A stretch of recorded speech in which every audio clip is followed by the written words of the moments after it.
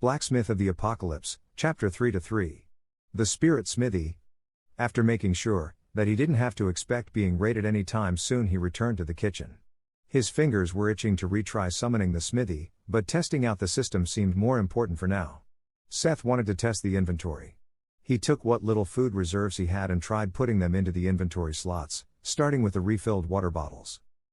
He remembered the instructions from the tutorial and concentrated on storing the bottle he held in his hand.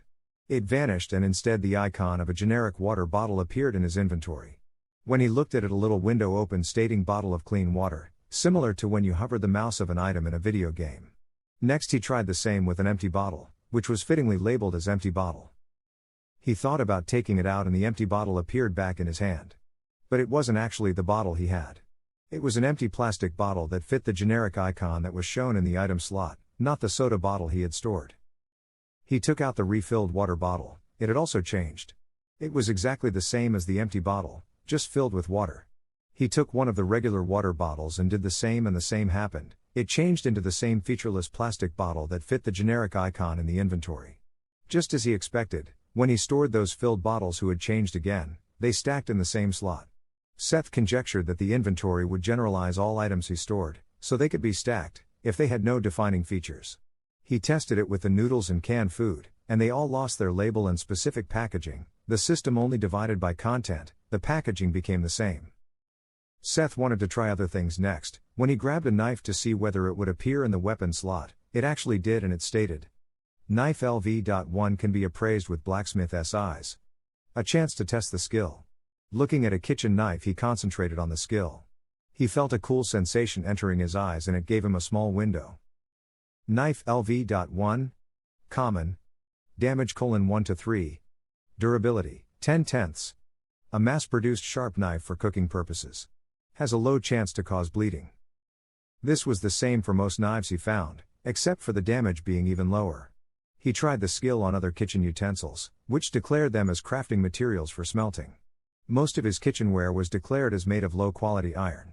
Materials for smelting. Should he try to summon the smithy now and see what he could get from smelting his cutlery, pans and pots? Seth decided it was time. His handy itched to try more skills and start grinding his class. He stood in his empty living room and concentrated on the Spirit Smithy skill. Spirit Smithy LV.1 summoned. What filled his living room now was a basic blacksmith shop. The knowledge of what he was looking at and how it was supposed to be used was floating into Seth's mind. It was part of the different skills like Spirit Smithy and Blacksmith.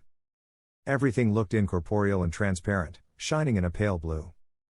A ghostly white flame was burning in a stereotypical coal forge which stood in the very center and a medium-sized dark blue anvil beside it. He tried using Blacksmith's eyes on it. Spirit Forge, Crafting Station. Burning with soul fire, the Spirit Forge can be used to work all common materials used for forging. Increases crafting speed by 50%. He looked to the right where a work table and a grinding wheel stood.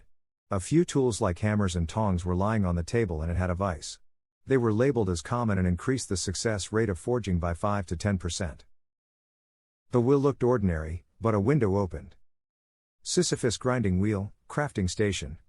Part of the boulder Sisyphus is pushing, it will never stop turning while in use.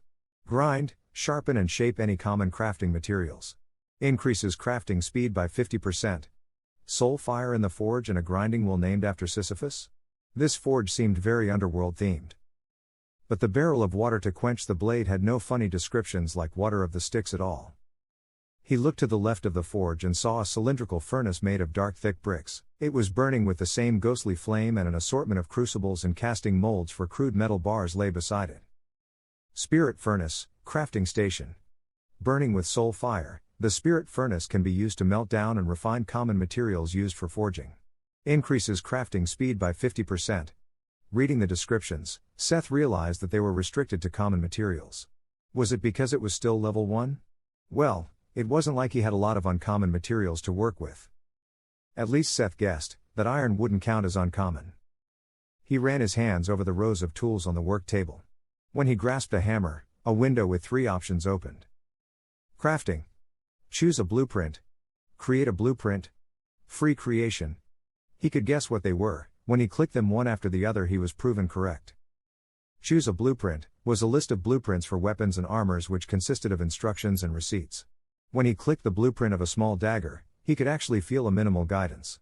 He was sure that if he now started forging, the system would guide him to increase the chances of successfully making the weapon.